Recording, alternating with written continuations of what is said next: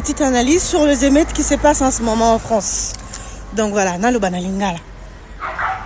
Policier français a bomi mwana bandibu il y a 17 ans.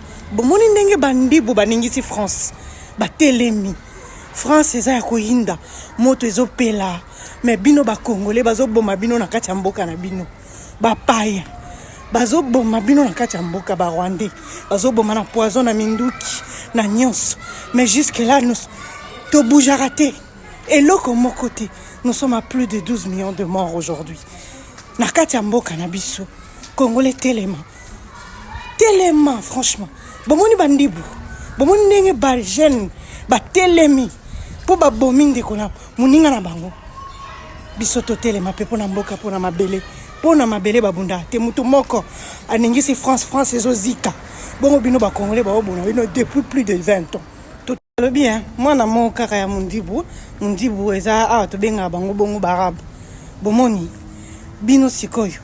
Bazo boma bino na kati ya mboka na bino bazo piller. Bozo vivre vie à malonga te passe. Bino wana ba misusu kutu ba yembela na ba rwandais wana. Ba misusu wana ba donc ba koketa ko fukama kolembula bango makolo. Mais botala ka mwana wana 17 ans. France ezozika moto ezopela. Lelo toza soki 3e jour. Bozo mona ba emetu wana mutu moko mwana moko ya 17 ans. Ba bomie.